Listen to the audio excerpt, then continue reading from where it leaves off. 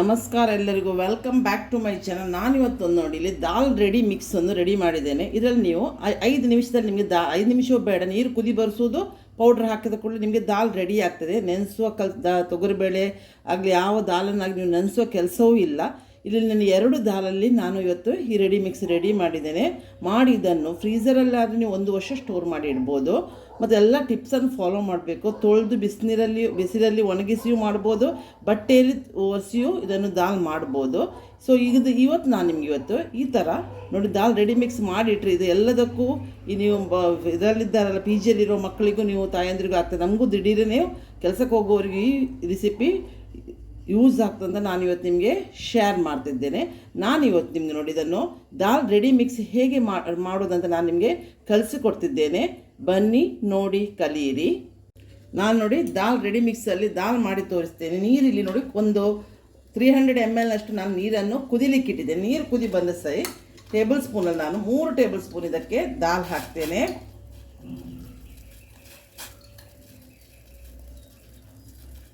ಇದು ಕುದಿ ಬಂದರೆ ನಮಗೆ ದಾಲ್ ರೆಡಿ ಆಗ್ತದೆ. ಇದು ನೋಡಿ ಈಗ ಕುದಿ ಬರ್ತಾ ಉಂಟು ನೋಡಿ, ಇಷ್ಟು ಏನಿಲ್ಲ. ನೀರು ಕುದಿ ಬಂದ ಕೂಡಲೇ ನೀವು ದಾಲ್ ಹಾಕಿ ಒಂದು ಕುದಿ ಬಂದ ಕೂಡಲೇ ರೆಡಿ ಆಗ್ತದೆ. ಇದರಲ್ಲಿ ಮೆಣಸು ಎಲ್ಲ ಇದೆ. ಉಪ್ಪು ಬೇಕಾದರೆ ಈಗ ನಾವು ನೋಡುವ. ಉಪ್ಪು ಸ್ವಲ್ಪ ಚಪ್ಪೆ ಉಂಟು. ನಾವೀಗ ಬೇಕಾದಷ್ಟು ನೀವು ರುಚಿಗೆ ತಕ್ಕಷ್ಟು ಉಪ್ಪು ಹಾಕ್ಬೋದು. ನಾನು ಪೌಡ್ರ್ ಮಾಡುವಾಗ ಹೆಚ್ಚು ಉಪ್ಪು ಹಾಕಲಿಲ್ಲ. ನೋಡಿ ಇನ್ಸ್ಟಂಟಾಗಿ ದಾಲ್ ರೆಡಿ ಆಯಿತು.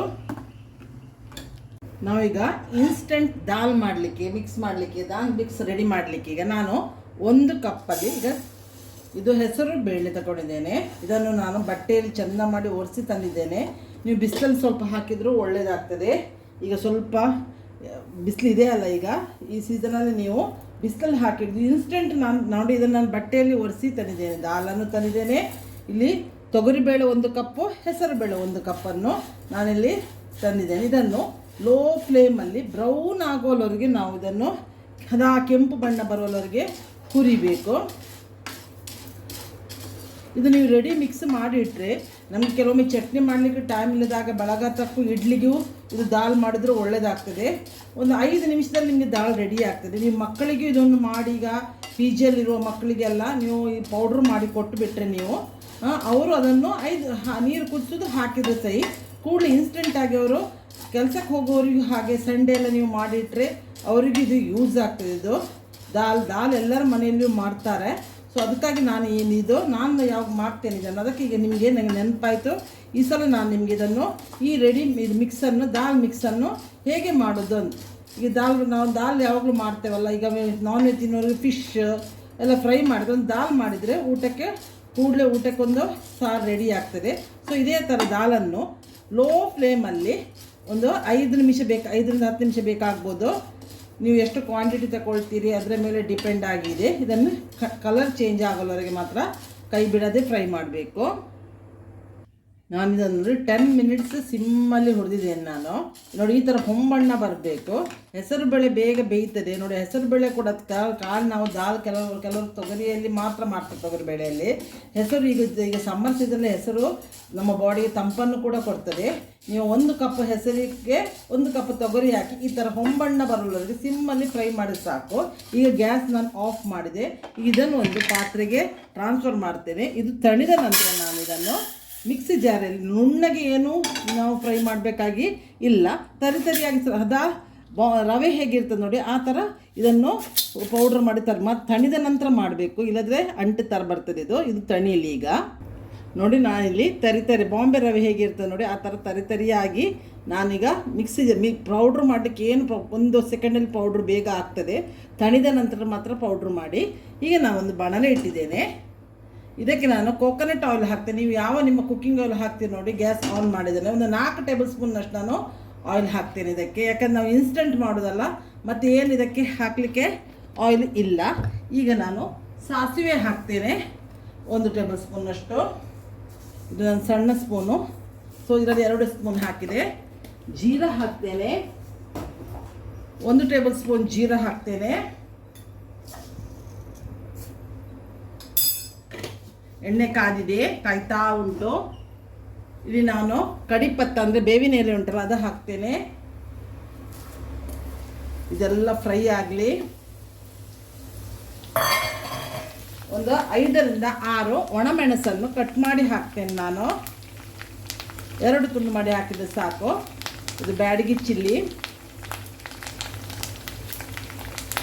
ಈ ಥರ ನೀವು ರೆಡಿ ಮಿಕ್ಸ್ ಮಾಡಿ ಇಟ್ಟರೆ, ಪೌಡ್ರ್ ಮಾಡಿ ಇಟ್ಟರೆ ಉಂಟಲ್ಲ, ಏರ್ ಟೈಟ್ ಬಾಕ್ಸಲ್ಲಿ ಫ್ರಿಜ್ಜಲ್ಲಿ ಇಟ್ಟರೆ 3-4 ತಿಂಗಳು ಏನು ಆಗೋದು. ಫ್ರೀಜರಲ್ಲಿ 1 ತಿಂಗಳು 1 ವರ್ಷದವರೆಗೂ ಇಡ್ಬೋದು.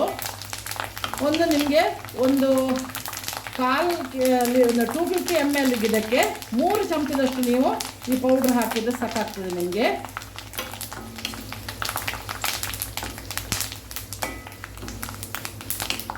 ಚೆಂದ ಮಾಡಿ ಫ್ರೈ ಆಗಲಿ ಎಲ್ಲ. ಈಗ ನೋಡಿ ಚೆಂದ ಫ್ರೈ ಆಗ್ತುಂಟು. ಈಗ ನಾನು ಕೊತ್ತಂಬರಿ ಸೊಪ್ಪನ್ನು ಸಣ್ಣಕ್ಕೆ ಹೆಚ್ಚಿ ತಂದಿದ್ದೀನಿ. ಇದನ್ನು ಸ್ವಲ್ಪ ನೀರಿನ ಪಸೆ ಎಲ್ಲ ತೆಗೆದಿದ್ದೀನಿ. ಅದು ಸ್ವಲ್ಪ ಪಸೆ ಉಂಟು. ಇದು ಕೂಡ ಫ್ರೈ ಆಗಬೇಕು. ನಾವು ಬೇವಿನೆಲೆ ಎಷ್ಟು ಗರಿ ಮಾಡ್ತೇವೆ ಹಾಗೆ ಕೊತ್ತಂಬರಿ ಸೊಪ್ಪನ್ನು ಗರಿ ಮಾಡಬೇಕು. ಸ್ಟೋರ್ ಮಾಡಿ ಇಡೋದಲ್ವ.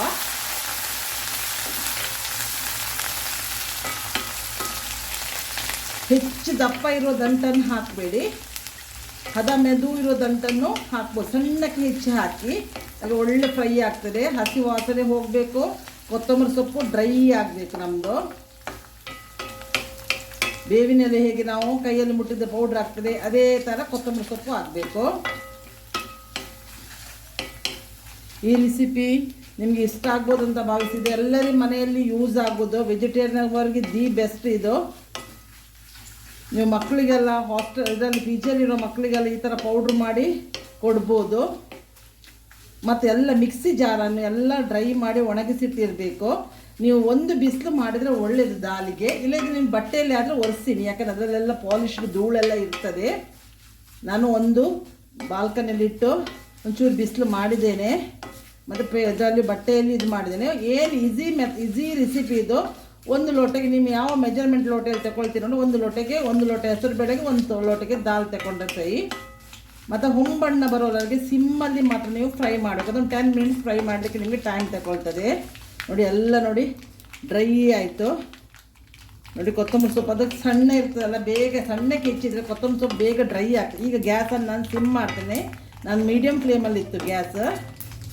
ಈಗ ನೋಡಿ ನಾನು ಒಂದೊಂದೇ ಮಸಾಲೆಗಳನ್ನು ಹಾಕ್ತೇನೆ. ಸ್ಟಾರ್ಟಿಂಗ್ ಹಳದಿ ಹಾಕ್ತೇನೆ. ಇದಕ್ಕೆ ಹಿಂಗೆ ಹಾಕ್ತೇನೆ. 1 ಟೇಬಲ್ ಸ್ಪೂನಷ್ಟು ನಾನು ಹಿಂಗೆ ಹಾಕ್ತೇನೆ. ದಾಲಿಗೆ ಯಾವಾಗಲೂ ನಾವು ಒಗ್ಗರಣೆಗೆ ಹಿಂಗೆ ಹಾಕಿಯೇ ಹಾಕ್ತೇವಲ್ಲ, ಹಿಂಗೆ ಹಾಕಿದೆ. ಇದು ಸ್ವಲ್ಪ ಫ್ರೈ ಆಗಲಿ. ಮತ್ತು ಗ್ಯಾಸ್ ಸಿಮ್ಮಲ್ಲಿ ಇಡೀರಿ. ಈಗ ನಾನು ಕೊರಿಯಾಂಡರ್ ಪೌಡ್ರ್ ಹಾಕ್ತೇನೆ 1 ಟೇಬಲ್ ಸ್ಪೂನ್. ಜೀರಾ ಪೌಡ್ರ್ ಹಾಕ್ತೇನೆ 1 table spoon. 2 table spoon chilli powder ಹಾಕ್ತೇನೆ ಖಾರಕ್ಕೆ. ಇದನ್ನೆಲ್ಲ ಫ್ರೈ ಮಾಡೋ. ಗ್ಯಾಸ್ ನಾನೀಗ ಸ್ವಲ್ಪ ಆಫ್ ಮಾಡ್ತೇನೆ, ಯಾಕಂದರೆ ಮಸಾಲೆ ಸೀದು ಹೋಗ್ತದೆ ಈಗ ಇದು. ಇಲ್ಲದ್ರೆ ಒಳ್ಳೆ ಘಮ್ಮ ಪರಿಮಳ ಬರ್ತದೆ ಹಿಂಗಿದ್ದು. ನೋಡಿ ಈಗ ನಾನು ಈ ಪೌಡ್ರ್ ಹಾಕ್ತೇನೆ. ಗ್ಯಾಸ್ ಆಫಲ್ಲೇ ಇಟ್ಟಿದ್ದೇನೆ ನಾನು, ಮಸಾಲೆ ಸೀದು ಹೋಗಬಾರ್ದಂತ. ಈ ಪೌಡ್ರನ್ನ ಹಾಕಿ ಒಂದ್ಸಲ ಮಿಕ್ಸ್ ಮಾಡ್ಕೊಳ್ಳುವ. ಮತ್ತು ಪುನಃ ಗ್ಯಾಸ್ ಆನ್ ಮಾಡಿ ಸಿಮ್ಮಲ್ಲಿ 1-2 ನಿಮಿಷ ಈ ಮಸಾಲೆ ಎಲ್ಲ ಈ ಪೌಡ್ರಿಗೆ ಹೊಂದ್ಕೊಳ್ಳುವ ಹಾಗೆ ನಾವು ಪುನಃ ಫ್ರೈ ಮಾಡಲಿಕ್ಕೆ ಉಂಟು. ಈ ಸುರಿವಿಗೆ ಮಸಾಲೆ ಇದಕ್ಕೆ ಹೊಂದ್ಕೊಳ್ಳುವ ಹಾಗೆ ಮಿಕ್ಸ್ ಮಾಡು. ಗ್ಯಾಸ್ ಆಫ್ ಮಾಡಿಕೊಂಡೆ ಮಿಕ್ಸ್ ಮಾಡಿ, ಆಗ ನಮ್ಗೆ ಏನು ರಿಸ್ಕ್ ಇರೋದಿಲ್ಲ. ಈಗ ಆನ್ ಮಾಡಿದೆ, ಸಿಮ್ಮಲ್ಲಿ ಇಟ್ಟಿದ್ದೇನೆ ಗ್ಯಾಸನ್ನು. ಈಗ ಇದಕ್ಕೆ ಉಪ್ಪು ಹಾಕ್ತೇನೆ 1 ಟೇಬಲ್ ಸ್ಪೂನ್. ಮತ್ತು ನಿಮಗೆ ಬೇಕಿದ್ದಾಗ ನೀವು ರುಚಿ ನೋಡಿ ಉಪ್ಪು ಹಾಕ್ಬೋದು. ಈಗ ಹಾಳಾಗೋದಕ್ಕೆ ಉಪ್ಪು ಹಾಕಿಟ್ರೆ ಯಾವ ಮಸಾಲೂ ಹಾಳಾಗೋದಿಲ್ಲ. ನಿಮಗೆ ಹುಳಿ ಅಂಶ ಬೇಕಂತ ಇದ್ದರೆ ಆಪ್ಷನ್ ನಾನು ಹಾಕೋದಿಲ್ಲ. ಬೇಕಿದ್ರೆ ನೀವು ಕುದಿಯುವಾಗಲೇ ಸಣ್ಣಕ್ಕೆ ಹೆಚ್ಚಿ ಟೊಮೆಟೊ ಹಾಕಿದ್ರೂ ಆಗ್ತದೆ ಸಾಂಬಾರು ಈಗ ಮಾಡುವಾಗ. ನೀವು ಇಲ್ಲ ಇದ್ದರೆ ಲಿಂಬು ಸತ್ತು ಅಂತ ಸಿಗ್ತದೆ, ಅದನ್ನೊಂದು 1/4 ಟೇಬಲ್ ಸ್ಪೂನ್ ಅಷ್ಟು ಈ ಮಿಕ್ಸಿಗೆ ಹಾಕಿಬಿಟ್ರೆ ನೀವು ಅದು ಹುಳಿ ಅಂಶ ನಿಮಗೆ ಕೊಡ್ತದೆ. ಬೇಕಿದ್ದವ್ರು ಹೇಳಿದ್ದು ನಾವು ಪುನಃ ಯಾಕೆ ಫ್ರೈ ಮಾಡೋದಂತೆ, ಅದು ಮಸಾಲವು ಅದರಲ್ಲಿ ಒಳ್ಳೆ ಹೊಂದ್ಕೊಳ್ತದೆ. ಮತ್ತು ಪುನಃ ಏನಾದರೂ ಸ್ವಲ್ಪ ಮಾಯ್ಶ್ಚರ್ ಇದ್ದರೂ ಅದು ಪುನಃ ಇದರಲ್ಲಿ ಡ್ರೈ ಆಗ್ತದೆ. ಲಿಂಬು ಸತ್ತು ಅಂತ ಹೇಳೋದಕ್ಕೆ ಇಂಗ್ಲೀಷಲ್ಲಿ ಸಿಟ್ರಿಕ್ ಆ್ಯಸಿಡ್ ಹೇಳ್ತಾರೆ. ಅದೊಂದು 1/4 ಟೇಬಲ್ ಸ್ಪೂನ್ ನಿಮಗೆ ಹುಳಿ ಬೇಕಂತ ಇದ್ದವರು ಅದನ್ನು ಇದಕ್ಕೆ ಆ್ಯಡ್ ಮಾಡ್ಬೋದು. ಆಗ ನಿಮಗೆ ಏನು ಹುಳಿದು ಏನು 1/4 ಟೇಬಲ್ ಸ್ಪೂನ್ ಹಾಕಿ, ಅದು ತುಂಬ ಹುಳಿ ಇರ್ತದೆ. ಇಲ್ಲಂದರೆ ಆಮ್ಚೂರ್ ಪೌಡ್ರ್ ಹಾಕಿದ್ರೂ ಆಗ್ತದೆ. ಆಮ್ಚೂರ್ ಪೌಡ್ರ್ ಹಾಕ್ತಿರಾದರೆ 1 ಟೇಬಲ್ ಸ್ಪೂನ್ ಆಮ್ಚೂರ್ ಪೌಡ್ರ್ ಹಾಕಿ, ಆಗ ಹುಳಿಯೂ ಬರ್ತದೆ ದಾಲ್ ನಿಮ್ಮದು ಸ್ವಲ್ಪ.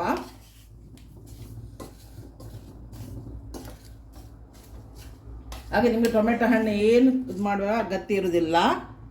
ನಾನಿಲ್ಲಿ ಒಂದು ಅರ್ಧ ಟೇಬಲ್ ಸ್ಪೂನ್ ಆಮ್ಚೂರ್ ಪೌಡ್ರ್ ಹಾಕಿದೆ. ಸರಿ, ಇದು ಇದರೊಟ್ಟಿಗೆ ಮಿಕ್ಸ್ ಆಗಲಿ. ಆಗ ಹುಳಿದು ಏನು ನಿಮಗೆ ಪ್ರಾಬ್ಲಮ್ ಇರೋದಿಲ್ಲ.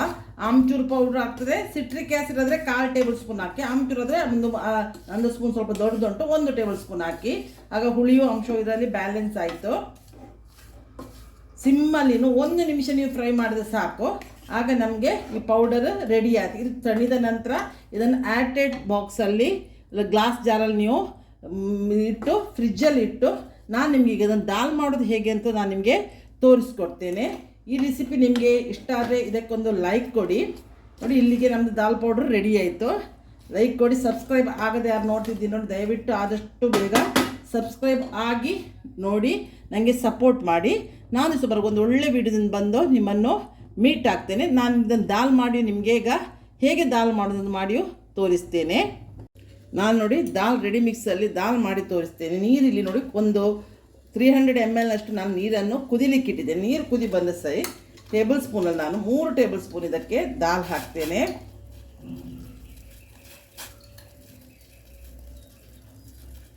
ಇದು ಕುದಿ ಬಂದರೆ ನಮಗೆ ದಾಲ್ ರೆಡಿ ಆಗ್ತದೆ. ಇದು ನೋಡಿ, ಈಗ ಕುದಿ ಬರ್ತಾ ಉಂಟು ನೋಡಿ. ಇಷ್ಟು ಏನಿಲ್ಲ, ನೀರು ಕುದಿ ಬಂದ ಕೂಡಲೇ ನೀವು ದಾಲ್ ಹಾಕಿ ಒಂದು ಕುದಿ ಬಂದ ಕೂಡಲೇ ರೆಡಿ ಆಗ್ತದೆ. ಇದರಲ್ಲಿ ಮೆಣಸು ಎಲ್ಲ ಇದೆ. ಉಪ್ಪು ಬೇಕಾದರೆ ಈಗ ನಾವು ನೋಡುವ. ಉಪ್ಪು ಸ್ವಲ್ಪ ಚಪ್ಪೆ ಉಂಟು. ನಾವೀಗ ಬೇಕಾದಷ್ಟು ನೀವು ರುಚಿಗೆ ತಕ್ಕಷ್ಟು ಉಪ್ಪು ಹಾಕ್ಬೋದು. ನಾನು ಪೌಡ್ರ್ ಮಾಡುವಾಗ ಹೆಚ್ಚು ಉಪ್ಪು ಹಾಕಲಿಲ್ಲ. ನೋಡಿ, ಇನ್ಸ್ಟಂಟಾಗಿ ದಾಲ್ ರೆಡಿ ಆಯಿತು. ಈ ರೆಸಿಪಿ ನಿಮ್ಗೆ ಇಷ್ಟ ಆಗ್ಬೋದು ಅಂತ ಭಾವಿಸಿದ್ದೇನೆ. ನೋಡಿ, ಎಷ್ಟು ಥರ ಒಳ್ಳೆ ದಾಲ್ ರೆಡಿ ಆಯ್ತು ನೋಡಿ.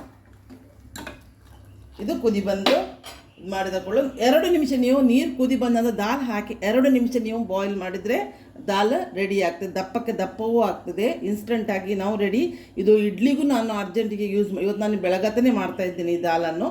ಇಡ್ಲಿಗೂ ನಾನು ಈ ದಾಲ್ ಯೂಸ್ ಮಾಡ್ತೇನೆ. ಇಡ್ಲಿಗೂ ಒಳ್ಳೇದಾಗ್ತದೆ. ಚಟ್ನಿ ಜೊತೆ ಒಂದೊಂದು ಸಲ ಇಡ್ಲಿ ತಿನ್ನಲಿಕ್ಕೂ, ರೈಸ್ಗೂ ಈ ದಾಲ್ ಒಳ್ಳೆಯದು. ನೀವು ಯಾವ ಬೇಕಾದ ವೆಜಿಟೇಬಲ್ಸ್ ಬೇಯಿಸಿಬಿಟ್ಟು ಇದಕ್ಕೆ ಹಾಕಿದರೂ ದಾಲ್ ರೆಡಿ. ಟೇಸ್ಟಲ್ಲಿ ನಾವು ಹೇಗೆ ದಾಲ್ ಮಾಡ್ತೇವೆ ನೋಡಿ, ಅದೇ ಥರ ಆಗ್ತದೆ.